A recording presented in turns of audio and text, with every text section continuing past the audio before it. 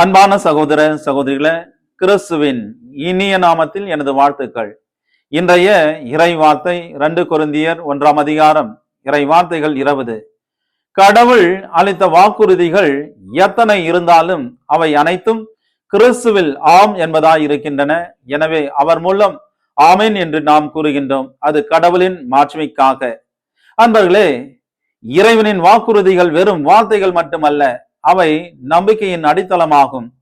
மனிதர்களின் வாக்குறுதிகள் சில நேரங்களில் மாறிவிடலாம், சூழ்நிலைகள் மாறலாம், நம்முடைய திட்டங்களும் நிறைவேறாமல் போகலாம்.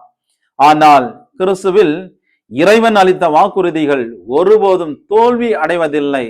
அதனால்தான் பவுல் அவை அனைத்தும் கிறிஸ்துவில் ஆம் என்கின்றார்.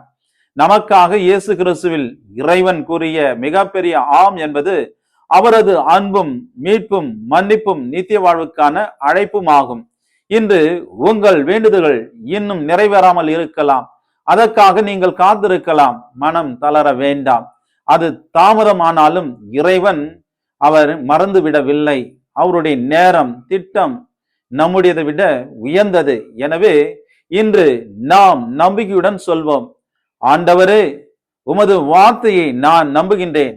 என் வாழ்க்கை முழுவதும் உமது கையில் ஒப்படைக்கின்றேன் என்று ஆமேன் என்று சொல்லி ஒப்படைப்போம். ஜெபம். எங்கள் அன்பின் ஆண்டவரே, கிறிஸ்துவில் எங்களுக்கு அளித்த உமது வாக்குறுதிகளுக்காக நன்றி. காத்திருக்கும் நேரங்களில் நம்பிக்கையை இழக்காமல் உமது வார்த்தையை பற்றி கொள்ளும் விசுவாசத்தை எங்களுக்கு தாரும். எங்கள் வாழ்க்கை முழுவதும் உமது ஆம் என்பதின் சாட்சியாக அமையட்டும். இயேசுவின் தூய நாமத்தில் உம்மை பார்த்து ஜெபிக்கின்றோம். ஜெபம் கேளும் எங்கள் நல்ல பிதாவே, ஆமேன். எல்லாம் அல்ல அன்பிறைவன் தந்தை, மகன், தூய ஆவியார் உங்களை ஆசீர்வதிப்பாராக.